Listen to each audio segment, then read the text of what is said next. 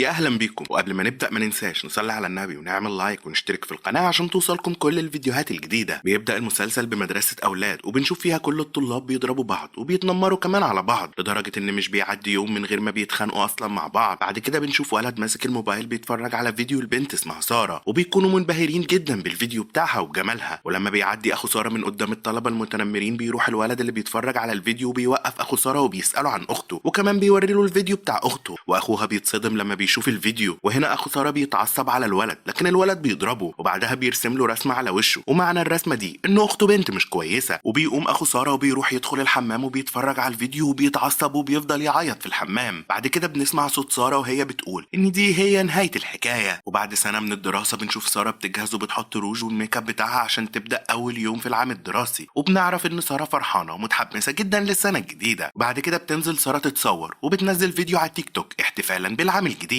ولما بتنزل من البيت بتروح تركب الاتوبيس وبتقول لكل زمايلها صباح الخير لكن بتلاحظ ان كل زمايلها بيتجاهلوها ومحدش بيرد عليه. وهنا ساره بتقول ان مفيش اي حاجه اتغيرت لدرجه ان هي شايفه ان لسه محدش شايفها ولا مهتم بيها. وهنا في بنت بتحكي ان في بنت اسمها تسنيم حطت فيديو ليها على التيك توك وجالها 1000 لايك. وبتشوف ساره الفيديو بتاع تسنيم وبتتمنى ان هي تكون زيها ويبقى لها معجبين كتير. ولما بتوصل ساره المدرسه بتقول ساره ان كل واحده بقى عندها حساب تيك توك. وبتقول كمان ان الكل المهم عندهم يكون عندهم عدد كبير من المعجبين ومش مهم ازاي اصلا يكون عندهم المعجبين حتى لو بهدلوا نفسهم وبقوا مسخره للعالم. وبتقول ساره ان هي كانت زيهم وما بتختلفش عنهم في حاجه وكمان كانت اسوأ منهم. وبتشوف تسنيم واللي بنعرف ان هي اشهر بنت في المدرسه وكمان مش بس كده لا دي متفوقه وبتطلع الاولى على طول. وبيظهر ان ساره معجبه بيها جدا ونفسها تبقى شبهها. في الوقت ده بتوصل نادين صاحبه ساره وساره بتبقى متضايقه من نادين بسبب انها اتاخرت عليها وخلتها تروح المدرسه لوحدها. وبيظهر هنا ان نادين قويه وعكس شخصيه ساره وده لانها مش بتهتم بالشهره وبتبقى شايفه ان تسنيم اصلا بني ادمه مزيفه وعشان كده بتحرج تسنيم لما بتحاول انها تكلم. وبتتضايق ساره من ده لان ساره مش عايزه تزعل تسنيم لكن في نفس الوقت بتحسن نادين بسبب ثقتها الزايده في نفسها. وبعد كده بتدخل تسنيم الفصل وبتقعد في اول صف لكن ساره مش بتلاقي غير مكان واحد بس واللي كان بتاع ليان. وعشان كده بتحذر تسنيم ساره من ان هي تقعد على الكرسي ده لكن ما بيكونش فيه غيره وبتضطر ساره انها تقعد فيه. وبعد كده بتدخل مس عبير الفصل وبتتعرف على اسامي البنات وبترتبك لما بتشوف ساره قاعده على نفس الديسك بتاع ليان. بتفتكر اللي حصل معاها وبعدها بيتجمعوا البنات عشان يتعرفوا على فريده المديره الجديده لكن البنات بيستغربوا من طريقتها خصوصا كمان لما بتطلب منهم انهم يكتبوا هم عايزين يبقوا ايه بعد 5 سنين. وبتمر فريده على البنات وبتلاقي واحده منهم كاتبه ان هي عايزه تبقى انفلونسر لكن مش عارفه اصلا هتقدم ايه بالظبط. وبعدها بتسال بنت تانية اسمها شمس عن اللي كتبته وبتقول لها انها ما كتبتش حاجه وده لانها ما توقعتش اصلا ان هي هتقرا اللي كتبوه. في الوقت ده بتتريق هبه صاحبه تسنيم على واحده من البنات بسبب وزنها الزايد. تسمعها المديره وبتحرجها وبعد كده بتسالهم لو في حاجه مش عاجباهم في المدرسه وبتطلب منهم انهم يتكلموا بصراحه. وبتقول واحده من البنات ان هي مش بتبقى على طبيعتها وده لان هي عايزه تروح المدرسه بمكياج وتحط مونيكير. وبتوافق فعلا انهم يعملوا ان هم عايزينه لكن في المقابل ينفذوا اوامرها. وبتقول لهم على المشروع اللي هيتقدم في اخر الترم وبيكون المشروع انهم يتكلموا عن نفسهم وعن اللي هم هيعملوه خلال ال5 سنين. وبتكون متضايقه هبه وبتفضل تتكلم على المديره وبتتريق عليها قدام تسنيم. وبيكون حلمها ان يبقى عندها براند باسمها ومليون متابعه على الانستجرام وانها تبقى هي وكران واذان اصحاب. وبعدها بيجي فرح بنت عم تسنيم وبيكون ظاهر ان تسنيم مش بتحبها ولا حتى متقبله ان هي بنت عمها وبتكون بتستحملها بالعافيه. وبعد كده بتروح تسنيم تحضر الماتش بتاع عمر البوي فريند بتاعها وبيبقى معاه هبه. وفي الوقت ده في البيت بتشوف ساره صور تسنيم مع عمر حبيبها وبيظهر كده انها معجبه بعلي صاحبه. وبتفضل ساره تبص على نفسها وبتتضايق لانها مش حلوه زي تسنيم. وبتروح وبتقعد مع ابوها وبتطلب منه يشتري لها تليفون جديد وده لان تليفونها قديم ومبقاش ينفع معاها. وبيتريق ابوها عليها وبيزعق مع امها لان هي اللي اقنعته يدخلها مدرسه خاصه وده لان مصاريف الدراسه بتاعتها غاليه جدا. وتاني يوم في المدرسه بيطلب من البنات انهم يسيبوا موبايلاتهم قبل ما يدخلوا فصولهم لكن نادين مش بتوافق انها تسيب موبايلها وده لان هي شايفه ان المديره بتتدخل في خصوصياتهم. وبتفضل هي مصممه على موقفها. وبيكون كمان معاها شويه بنات ومن ضمنهم تسنيم. وبتروح تتكلم مع ساره وبتقول لها انها شافت لها فيديوهات على التيك توك ومعجبه بيهم جدا. وهنا بتكذبها نادين قدام ساره وبتقول لها ان هي عارفه ان مفيش فيديوهات عجبتها من ساره وبتضايقها اكتر نادين. وبتتعصب تسنيم وبتسيبهم وبتمشي. اما ساره بتزعل من نادين وده لانها بتتدخل في حياتها على طول. كل البنات بيدخلوا الفصل ما عدا بنت واحده اللي هي شمس وبتفضل قاعده مع نادين. وفي اخر النهار بتتصالح نادين مع ساره وبتعتذر لها وفعلا بتقبل اعتذارها ساره لكن بتكون متضايقه من تحكماتها. تطلب ساره من نادين وهم في بيتها انهم يخرجوا يخرجوا يروحوا النادي، وبتوافق نادين انهم يخرجوا، وساره بتكون فرحانه جدا. ولما بيخرجوا بتقابل نادين عمر بالصدفه، وبيكون الظاهر انه معجب بيها، فبيعرض عليها انها تلعب هي وصاحبتها معاه، وده لان مفيش كرات بولينج تانية. ولما بتوافق بتتفاجئ انه هو صاحب تسنيم، واللي بتبقى عايزه تحرجها، وبتدعي ان حبيبها مصر انهم يلعبوا معاهم، وعشان كده بتضطر تسنيم ان هي تطلب من نادين ان هي تفضل موجوده وما تمشيش. وبتكون ساره مبسوطه جدا، وده لان علي موجود. تفضل تبص له لحد ما نادين بتطلب منها تتحكم في نفسها شويه، وبتقرر هبه ان هي تضايق ساره قدام علي، وبتعرفه ان هي معجبه بيه، وبتقول لها ان هو عمره ما هيفكر فيها. وبتتعصب نادين وبتدافع عن صاحبتها، لكن بتسالها تسنيم عن سبب وجودها وهي بتعمل ايه معاهم طالما هي كرهاها. فبيقاطعهم علي وبيقول لهم انهم المفروض يخلصوا اللعبه، فبتنهيها نادين وبتاخد ساره وبتمشي. واللي بتنهار هنا لما بتسمع علي وهو بيلوم هبه، وبيقول لها ان هو اكيد عمره ما هيبص لساره. بعد كده بترجع ساره البيت وبتبقى حزينه جدا، لحد لما بيجي لها فكره تنشر فيديو على التيك توك وهي بتتريق على اصحابها في المدرسه، واللي بيبقى من ضمنهم تسنيم وهبه ونادين وشمس وكمان فرح. وتاني يوم بتصحى ساره على صوت الرسايل، ولما بتشوف موبايلها بتتصدم لما الفيديو بتاعها بيتشهر جدا وبينتشر، وبيبقى عندها متابعين كتير على تيك توك. وبتكون شمس متابعاها، وبتقرر شمس ان المشروع بتاع المدرسه هيكون عن ساره. وبعد ايام بتروح ساره المدرسه بعد ما بقت مشهوره جدا وكل البنات عايزين يتقربوا منها، وبتكون نادين متضايقه من اللي بتعمله ساره. والمديره بتعمل انتخابات عن مجلس طلبه، وبتطلب منهم انهم يترشحوا، والفايز هيكون رئيسه الطلبه. بتقترح البنات ان نادين هي اللي تترشح، وده لان الانتخابات حصلت بسبب تمردها، لكن تسنيم بترفض. وكمان هبه بترفض اقتراح ان ساره تترشح بما انها بقت مشهوره. وبتقرر هنا تسنيم ان هي اللي ترشح نفسها، وبنعرف من تسنيم انها عملت كده لان ده هيخليها تتقبل في جامعات كبيره، وكمان هتخلي كل واحد يعرف حجمه. وبيبقى قصدها طبعا على ساره، واللي بتبقى طول الوقت ماسكه التليفون وبتلومها نادين بسبب انها بتخترق القوانين عشان بس تشوف المتابعين بتوعها. لكن ساره مش بتقبل النقد بتاعها، وبتكمل نادين كلامها وبتقول لها ان هي اتحولت وبقت زي البنات اللي كانوا هم بيتريقوا عليهم. فكرها باللي هي قالته عليها في الفيديو اللي اتنشر، وان هي شايفاها ناقده ومتحكمه، وبتقول لها ساره ان ده مجرد هزار. وبعد كده بيروحوا على الملعب، وفي الوقت ده بتظهر شمس وتسنيم، وبتبص ساره جدا لما تسنيم بتقول لها ان هي شافت الفيديو بتاعها، وبتقترح عليها انهم يعملوا فيديو مع بعض. وفي اثناء ما بيتكلموا بيوصل المدرب الجديد، واللي بيكون اسمه فراس، وبتعجب بيه هبه لان هو شكله حلو وصغير، وبيفضلوا يسالوا عن سنه ودراسته، لكن فراس مش بيديهم فرصه انهم يكملوا كلامهم وبيبدا التدريب. وبعد كده بتعرف نادين ان ساره هتنضم للعرض بتاع تسنيم واللي هتقدمه في الانتخابات، وبتستغرب نادين، لكن ساره مش بتكلف نفسها اصلا انها تبرر لها حتى، وبتسيبها وبتمشي. وبتروح على مسرح المدرسه عشان العرض، وبيبقى معاها فرح واللي بتقدم نفسها كمغنيه، لكن تسنيم بترفض وبتقول لها ان هي هتبقى مسؤوله عن الاضاءه. وبتبدا ساره تغني وبتعزف قدامهم، لكن بترتبك وبتتريق هبه عليها. وبتقرر ساره ان هي تسيطر على خوفها وبترجع تغني تاني، وفعلا بيبقى صوتها حلو جدا وبينبهروا كل اللي موجودين، وطبعا ما عدا هبه اللي بتتضايق منها جدا. ولما بترجع ساره للبيت بتصور هي واخوها فيديو عشان تنشره على تيك توك. ولما بيتفرج جواد اخو ساره على الفيديو بيكون مبسوط جدا، لكن بيتضايق لما بيشوف تعليقات المتابعين عليه بالسلب. وتاني يوم بيجي لساره دعوه من كارن وزانج في ان هي تحضر الحفله بتاعتها، لكن ساره طبعا مش بتصدق نفسها وبتبقى مبسوطه جدا. لكن في الوقت ده بتسمع فرح بتحكي لتسنيم بنت عمها، واللي بتتعصب جدا لما بتعرف منها، وبتقرر انها تروح تتكلم مع ساره، وبتعرض عليها انها تروح تبات معاها في البيت. تتضايق نادين، وده لان ساره قررت ان هي تروح عند تسنيم وتسيبها هي، وبتحاول نادين انها تعقلها، لكن ساره مش بتقبل كلامها، وبتقول لها ان هي ما عندهاش مشكله مع تسنيم وان هي عايزه تبقى مشهوره زيها. وبتسمع شمس اللي بيحصل، وبعد ما ساره بتمشي بتتكلم مع نادين وبتعرض عليهم انهم يخرجوا مع بعض في